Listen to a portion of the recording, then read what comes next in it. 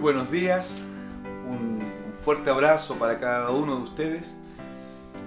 Queremos bendecir sus vidas como Ministerio Gracia y Cruz y oramos al Señor para que estos videos que ustedes están oyendo puedan venir a su vida y traer revelación de Cristo, traer revelación de la persona de Cristo y por sobre todo traer revelación de lo que ocurrió en la cruz del Calvario. Que usted pueda entender que la muerte de Cristo en la cruz fue una muerte totalmente expiatoria, totalmente reconciliadora, totalmente regeneradora. Fue una muerte propiciatoria, porque Cristo en la cruz del Calvario ocupó y tomó tu lugar. Por eso es que es sustituta, es una muerte vicaria. Ocupó y tomó tu lugar y enfrentó la ira de Dios para que usted y yo pudiésemos, por medio de la fe en Cristo, por medio de la fe en su muerte y en su resurrección, usted y yo hoy día podamos vivir una vida nueva. Esto se llama palingenesia, regeneración. Una vida nueva que no tiene nada que ver con la anterior. Hoy día yo me quiero referir a una frase muy común, por lo menos en nuestra Latinoamérica y probablemente en otras regiones, muy común. Y es una frase que se usa mucho, pero lamentablemente no tiene un asidero bíblico. Y es una frase que de alguna forma ha dictado, ha programado la mentalidad de la gente. Es como un paradigma, es como un modelo de pensamiento que de alguna forma conduce a la gente a pensar algo. Y es un error. La frase es que Dios ama, escúcheme bien, que Dios ama al pecador, pero que aborrece el pecado. Dios ama al pecador y aborrece el pecado. Yo quiero decir algo antes de adentrarme en la frase. Quiero decir que para Dios, el hombre y el pecado son una misma cosa. El hombre pecador y el pecado para Dios es lo mismo. El hombre pecador y el pecado para Dios es lo mismo. Ambos son horrorosos delante de Dios, por fuerte que suene, por duro que suene en tus oídos. Es lo que la Biblia enseña, querido amigo, querido hermano. Lo que nadie dice cuando usa esta frase es que esta frase primero no es bíblica. ¿Cuál frase? La que yo mencioné al comienzo. La que dice que Dios ama al pecador pero aborrece el pecado. Haciendo una separación, produciendo una dicotomía entre el pecado y el pecador. No es bíblico esto. Ahora, esta frase la pronunció Mahatma Gandhi. Él fue el líder del movimiento de independencia en la India gobernada por los británicos en ese contexto. Y este señor tiene varias cosas a su haber en cosas que él realizó. Entre algunas de ellas condujo a la India a la independencia e inspiró movimientos por los derechos civiles e inspiró la libertad en todo el mundo. De alguna forma fue un pensador y fue una voz direccional para muchos movimientos que posterior a este han venido. Ahora, este pensador, lo que él dijo es: odia el pecado y ama al pecador. Esa es la frase original. Odia el pecado y ama al pecador. Esta frase sufrió ciertas deformaciones y llegó a ser la frase recurrentemente en el mundo, en la iglesia tradicional y en el mundo evangélico. Dios ama al pecador y aborrece el pecado. De aquí nace. Ahora, las frases a nuestros oídos resulta sonar muy dulce.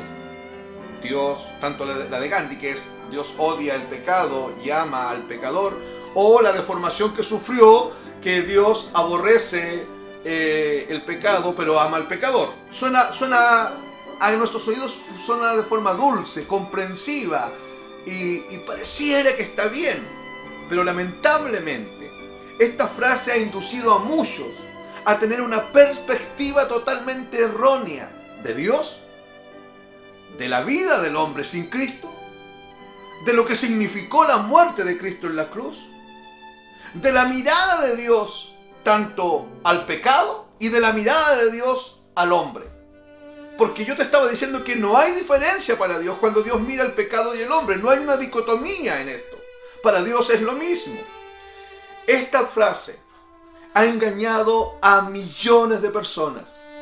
Esta frase ha sido usada como una herramienta por Satanás. Esta frase ha enviado más gente al infierno que el propio Satanás.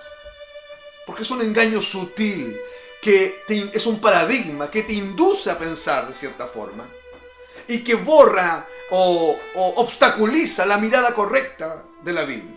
La Biblia denuncia categóricamente la condición humana.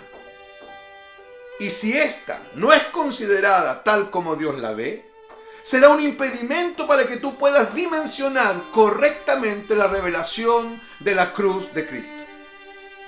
La Biblia dice que la naturaleza del hombre está caída y es perversa. La Biblia enseña que el hombre está en una condición pecaminosa. Y la Biblia dice que el hombre es un pecador. La Biblia dice en Efesios 2:1 que es necesario que el hombre reciba vida nueva por medio de la muerte de Cristo, porque el hombre se encuentra muerto en sus delitos y pecados.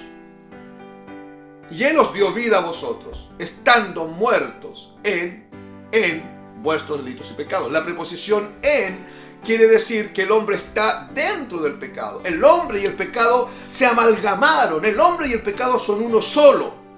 El hombre sin Cristo y el pecado es una sola cosa. Por eso es que para el hombre natural es normal pecar. Para el hombre natural es parte de su vida diaria. Y esto es aquello que lo obliga a pecar. Porque el hombre, a través de la naturaleza pecaminosa, se volvió uno con el pecado. Desde que Adán murió espiritualmente después de haber pecado en Edén. Ahora, la gran mayoría de la gente, incluso aquella que cree que es cristiana o que dice llamarse cristiana, tiene una visión demasiado superficial y simplista acerca de la muerte de Cristo. Todo esto pasa por no tener una concepción correcta acerca de lo que es el pecado y acerca de quién es el hombre según la mirada de Dios. Cómo Dios ve realmente a este hombre perdido. Cómo Dios me ve a mí, cómo Dios te ve a ti. Para Dios el hombre pecador y el pecado son la misma cosa. Lo quiero volver a decir. Para Dios, según la mirada de Dios, según la óptica de Dios, desde el prisma de Dios, desde la mirada absoluta, santa y justa de Dios, el hombre es un pecador y el hombre es pecado. El hombre pecador y el pecado para Dios es la misma cosa. Por lo tanto, si Dios aborrece el pecado, aborrece también al hombre. Ahora usted me va a decir, pero ¿cómo si Dios es amor? Y la Biblia dice que Dios ama al hombre. Sí, la Biblia dice que Dios ama al hombre y la Biblia efectivamente dice que Dios es amor. Pero la Biblia, hermanos y amigos, también dice que Dios es santo. La Biblia dice que Dios es justo. Y la Biblia dice que el hombre está bajo la santa y justa ira de Dios. La ira de Dios es la reacción espontánea y santa que Dios tiene y que nace desde su santidad frente a todo tipo de pecado, frente a todo tipo de inmundicia, frente a toda manifestación de pecado, por más superficial que sea. La ira de Dios es la reacción santa y espontánea de Dios frente a todo pecado. Por eso dice Romanos capítulo 2, que la ira de Dios se revela, se manifiesta desde el cielo contra toda impiedad, contra toda inmundicia, contra toda manifestación de pecado de los hombres. La ira de Dios es la reacción santa de un Dios santo, de un Dios justo. Y esta ira es una manifestación de la justicia de Dios frente a la pecaminosidad del hombre. Ahora, esta ira de Dios viene sobre el hombre. Por eso es que usted tiene que entender que el hombre y el pecado, el hombre pecador y el pecado, para Dios es lo mismo. Dios aborrece el pecado, por lo tanto aborrece al hombre.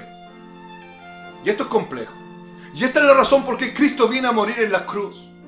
Cristo viene a ocupar tu lugar en la cruz, porque el que tenía que morir en la cruz del Calvario era usted y era yo. Y Él viene a ocupar tu lugar en la cruz, sube a la cruz, querido amigo, y te representa como hombre en toda tu pecaminosidad. Y Él saca tu pecado, tu ignominia, tu maldición, tu rebelión, tu maldición de muerte espiritual, y la pone en su cuerpo, en su propia carne. Y Cristo Dios desata su ira santa y justa en la cruz, en el altar de la cruz. en el altar de la cruz. Él desata su ira santa y justa y castiga tu pecado en el cuerpo de Cristo.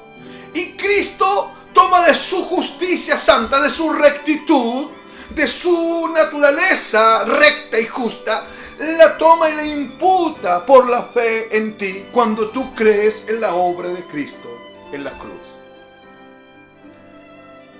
En la magnitud de la agonía, soledad y sufrimiento de la cruz es donde se aprecia cómo Dios ve el horror del pecado y el horror del ser humano.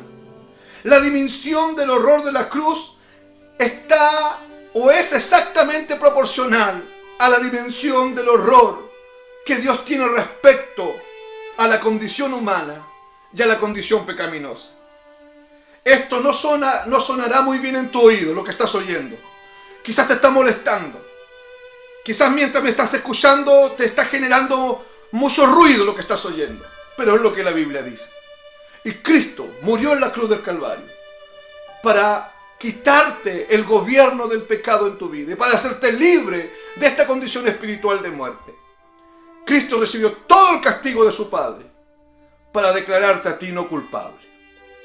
¿Qué hará usted con esta verdad?